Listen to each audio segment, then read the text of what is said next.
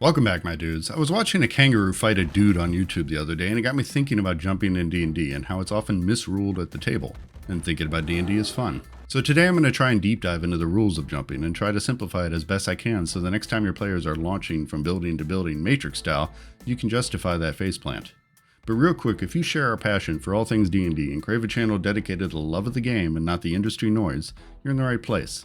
Help us grow by tossing us a sub and leave a like if you enjoy the video. So let's get started. Jumping in D&D comes in two flavors, the long jump and the high jump. Let's start with the high jump. The high jump is when a character is attempting to jump vertically as high as they can. And high jump itself comes in two variations, the running high jump and the standing high jump. And it's important when calculating high jump to know your character's height as it comes into play. Consider a player wanting to jump up and catch the lip of a ledge 10 feet above them. So when the player has room to move at least 10 feet, they can make a running high jump.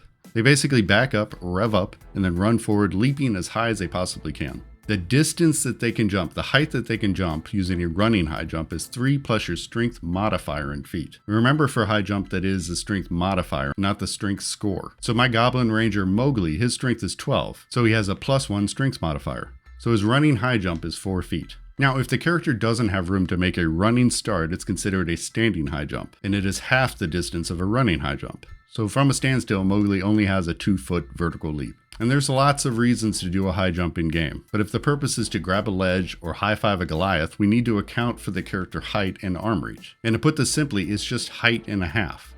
Height of the character times 1.5. For Mowgli, he's a goblin. He's only 3 feet tall. And by height and a half, he has a reach of 4.5 feet. So for a running high jump, that means that Mowgli can reach a height of 8.5 feet, and his standing high jump is only 6.5 feet.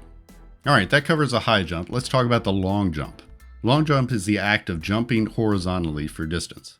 Picture trying to jump over a stream or a pool of lava. Long jump also comes in two flavors, standing and running long jumps. But the rules are just a little bit different. For a running long jump, you need the same minimum 10 feet of room to run before the jump. The distance you can cover is your strength score, not your strength modifier like the high jump, your strength score. Now, if your character finds themselves in an area where they can't make a running start to the long jump, then they must make a standing long jump, which is exactly the same except it's half the distance. So a standing long jump for Mowgli is 6 feet. And one small detail to remember is that any foot distance you cover in a jump still goes against your speed if you're in initiative order. Also kind of fun, during my research I found that Michael Jordan has a vertical leap of 48 inches.